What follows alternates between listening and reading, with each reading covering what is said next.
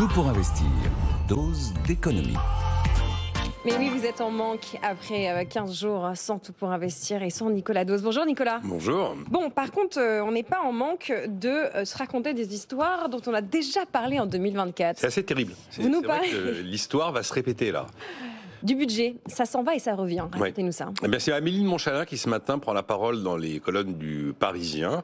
On ouvre une semaine où on relance un sujet qui normalement dans une vie normale est soldé déjà depuis un peu plus d'une semaine. C'est l'histoire du budget. Donc qu'est-ce qu'elle nous dit Amélie de Montchalin? Parce qu'on essaie de savoir où on va, à quelle sauce fiscale on va être mangé notamment. Elle dit qu'il n'y aura pas de hausse d'impôts pour la classe moyenne. Objectivement, définir ce qu'est la classe moyenne, ça reste toujours cornélien entre la classe moyenne inférieure et la classe moyenne supérieure. Bon. Voilà. Maintenant, il est absolument nécessaire d'avoir un budget, et assez rapidement, car sinon, on sait qu'on va pratiquement avoir une hausse généralisée de l'impôt sur le revenu mécaniquement avec la non-indexation du barème. Elle ajoute d'ailleurs un élément à ce sujet-là. Son prédécesseur, Laurent Saint-Martin, indiquait que 380 000 foyers allaient rentrer dans l'impôt sur le revenu, faute de budget. Elle dit ce matin que ce sont 600 000 ménages qui vont rentrer dans l'impôt sur le revenu. Bon, elle est quand même la mieux placée pour avoir des informations fiables sur ce sujet, puisqu'elle a derrière elle la Direction générale des finances publiques. Deuxième chose que nous dit Amélie de Montchalin, il n'y aura pas de hausse de TVA. Donc pas de TVA sociale, notamment si on disait qu'on va basculer une partie du financement de la protection sociale, du travail, vers une autre assiette. Troisième chose, elle confirme qu'on va ressusciter la surtaxe d'impôt sur les sociétés pour les grands groupes, celle qui initialement devait rapporter 8 milliards d'euros.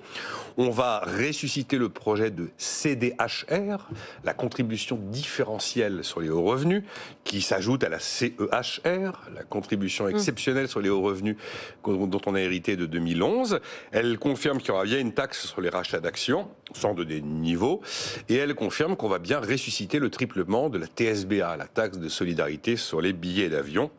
En théorie, toutes ces mesures fiscales ne devraient pas pouvoir être rétroactives sur les bénéfices, les profits et les revenus de 2024. C'est la seule bonne nouvelle de la loi spéciale.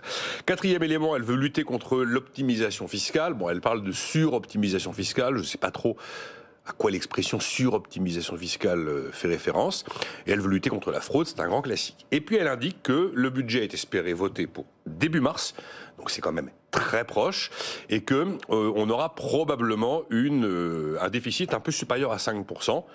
Le chiffre qui circule depuis quelques jours, c'est 5,4%. Mais elle ajoute quelque chose de très nouveau, c'est que par rapport au budget qui a été laissé par Michel Barnier, il va être nécessaire de trouver 10 milliards d'euros supplémentaires d'économies.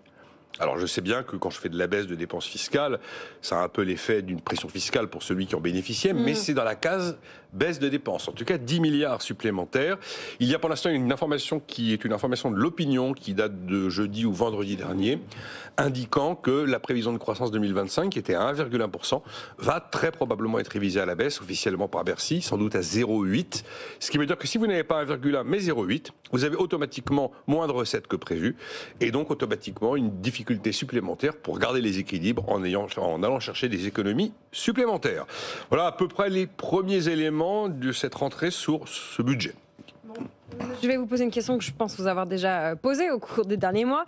Comment le nouveau gouvernement va s'y prendre pour boucler un budget en moins de 2 mois et surtout échapper à la censure qu'a connue le gouvernement Barnier? Alors, pour avoir un budget qui soit voté début mars, ça veut dire qu'il faut que tout le cursus soit bon. Ça veut dire qu'on va reprendre en grande partie la copie laissée par Michel Barnier, celle-là même qui a conduit à une impasse politique et à une censure du gouvernement. Ensuite, on va conserver toutes les mesures de taxation des riches. Ça marche toujours, il y a toujours consensus pour taxer les riches.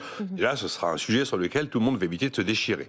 Après, pas touche aux pensions de retraite, ça y est, elles sont indexées de 2,2%, qui est donc la moyenne d'inflation sur les 12 mois écoulés. On ne va pas revenir en arrière sur les pensions de retraite, ça a été suffisamment explosif lors du dernier budget pour qu'on ne recommence pas. Et donc à partir d'aujourd'hui, commencent des consultations entre Bercy et toutes les forces politiques. On va recevoir tout le monde pour essayer de mettre tout le monde d'accord, ou en tout cas essayer de lever ces fameuses lignes rouges. Donc aujourd'hui, ça commençait avec Marc Fesneau du Modem, c'était ce matin, puis il y a le PS à la mi-journée, puis toute la semaine, ils vont tous défiler pour voir ce sur quoi ils sont prêts à avancer, pas avancer. Alors on va probablement, ça s'en va et ça revient, on va revivre probablement les bonnes idées fiscales, les montagnes de dépenses nouvelles. Donc il y a ceux qui vont vouloir taxer les riches davantage, ceux qui vont à l'évidence vouloir amputer ou en tout cas alourdir la taxation sur le capital, le prélèvement forfaitaire unique. On va peut-être se retrouver encore une fois avec un affrontement sur les prix de l'énergie, notamment la facture d'électricité du mois de février. Qu'est-ce qu'on fait pour l'hôpital? Faut-il toucher ou pas aux effectifs de l'éducation nationale? Ah, le ticket modérateur, qu'est-ce qu'on fait du ticket modérateur? Et si on remboursait les soins un petit peu moins? Des sujets qui nous ont encore une fois occupés à l'automne. Faut-il 2 ou 3 jours de carence dans la fonction publique pour réduire l'absentéisme? Je pense qu'on va revivre la même scénette. Le problème, c'est que là, on parle de postes qui étaient des postes lourds dans les économies à réaliser. Donc si toutes ces économies ne sont pas ressuscitées et qu'en plus il faut en trouver 10 supplémentaires, l'équation devient vraiment hyper compliquée. En tout cas, il y a un sujet très crispant, très inflammable, qui lui, pour l'instant, a été écarté du spectre immédiat, c'est la réforme des retraites. Vous le savez, François Bayrou nous a dit, vous discutez, on concerte tout ça, et on se retrouve à l'automne pour savoir ce qu'on fait de la réforme des retraites.